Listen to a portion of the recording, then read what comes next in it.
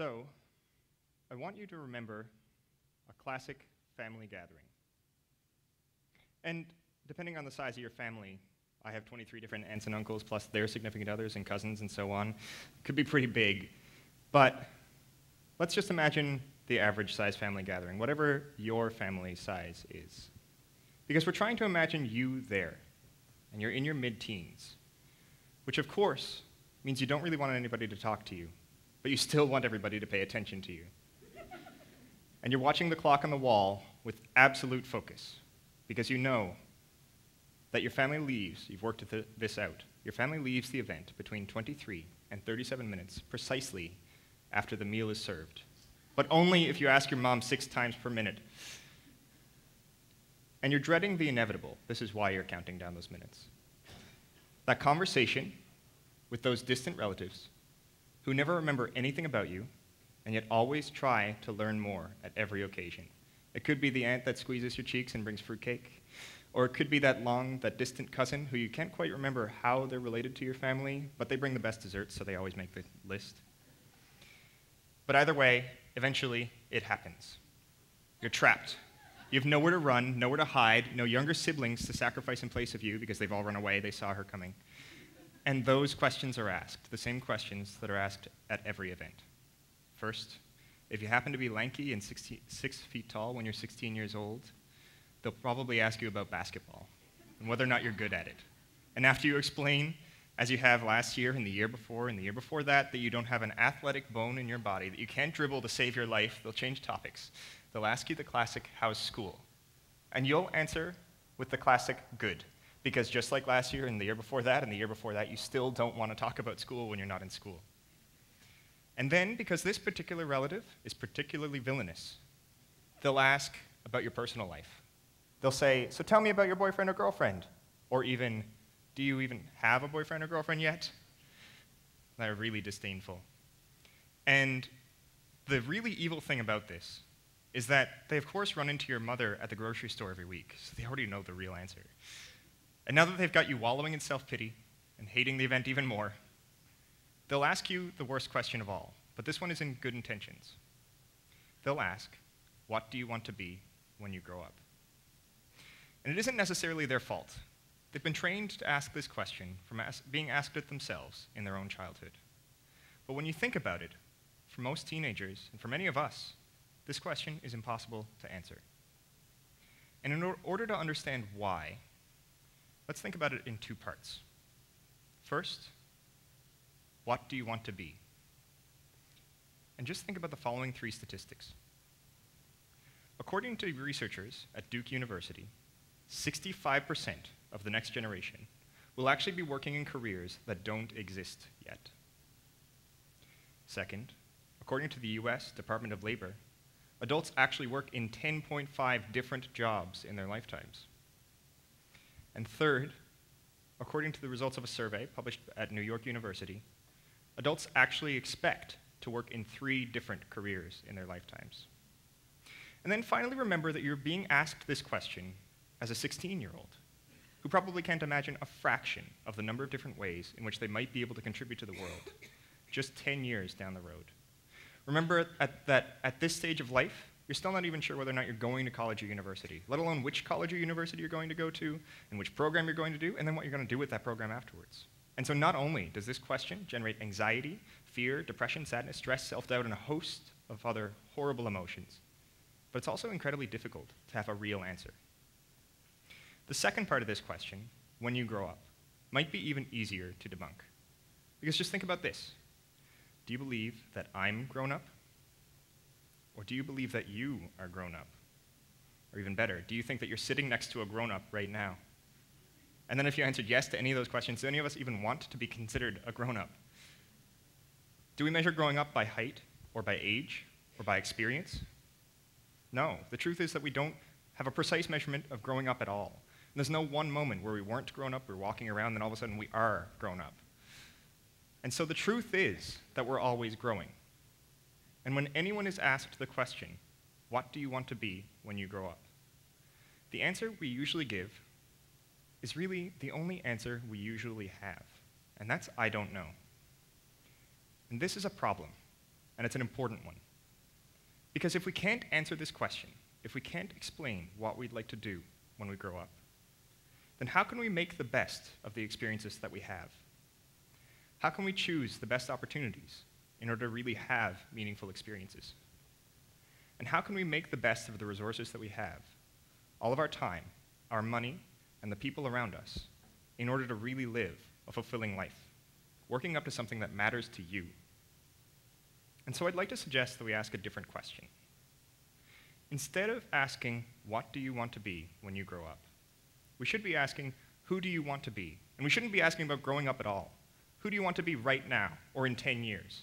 Who do you want to be at the dinner table, or when you're out with friends, or when you're at an event? Who do you want to be as a parent, or as a grandparent? Because, really, this question isn't only important for our teenagers, but it's an important question for all of us. And we rarely, deliberately, mindfully, intentionally, carefully, think about what this question really means. Stop right now and think about it. Who are you? How do you define yourself? And then, who do you want to be? What defines that person? And with those two people in mind, who you are and who you want to be, what are the real differences between them? And how can you work on making and overcoming those differences? Now, before you think that this is a difficult task, just remind yourself of who you were several years ago. Because you've probably changed tremendously since then, even if you didn't intend on changing at all. After all, we are always growing. And so if we are always growing, what happens when we really try to grow intentionally? In 2008, Malcolm Gladwell popularized the idea in his book Outliers that it takes 10,000 hours to become an expert at something. And that works out to about 20 hours per week for 10 years. That's half a full-time job for 10 years. And he cites a number of examples of this idea in practice in his book, from how Bill Gates actually received access to a computer long before they were common, and that gave him an obvious advantage in his business life, to the Beatles, who, if you didn't know, actually played 10,000 hours worth of shows in Germany before they returned to England to make it big in the 1960s. But the point is that 10,000 hours of deliberate effort makes you a master of something, and any amount of deliberate effort will eventually make you really good at something. Now, 7 years ago, I was a very different person from who you see on stage in front of you right now.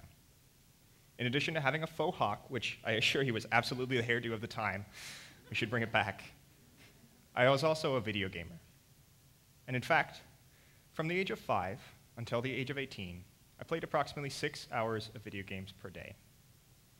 And that works out to about 35 hours per week, and over the course of 52 weeks and 13 years, totals almost 30,000 hours of games. According to Gladwell, I would have been an expert at Halo and World of Warcraft and a bunch of other video games. After all, I played a lot. But, as you might imagine, I wasn't very social. I wasn't a hard worker. I didn't have big dreams. And I didn't know what I wanted to be when I grew up. But as I aged, I started to recognize who I was becoming. When I asked myself this question, who do I want to be? I realized that I wasn't making the best of my experiences, that I wasn't taking opportunities that would allow me to have meaningful experiences, and I wasn't using the resources that I had, all of my time, all of my money, and all the people that I had around me, in order to really live a fulfilling life, building up to something that mattered to me. And so I went from being a shy and awkward, very awkward 18-year-old to getting thousands of people to vote for me and winning a couple of executive student union elections. Although my friends would probably argue that I'm still pretty awkward. I learned to put effort into my work, to occasionally get things in on time, and my grades have thanked me. And I've learned to dream big, to see events or ideas far in the future, and to work towards achieving them. I'm even still a video gamer. But now when I play games, I do it knowing why it's valuable, because I'm playing with friends or because it helps me to be creative. And I stop playing when it's no longer valuable to me. I don't offer these examples because I think that these little victories are monumental triumphs. I don't even think that they're impressive. I really don't. But I offer them instead as evidence of a slow but deliberate transformation from who I was to who I am today to who I want to be in the future. And no change, of course, was immediate or magical. These changes happened slowly, very deliberately, over the course of the last 7 or 8 years, and only through stopping once in a while to ask myself, who was I? Who did I want to be? And what was the real difference between those two people? To the dismay of my parents who are here tonight, I still don't know what I want to be when I grow up. But to be fair, neither does my father, so they can't judge me too harshly.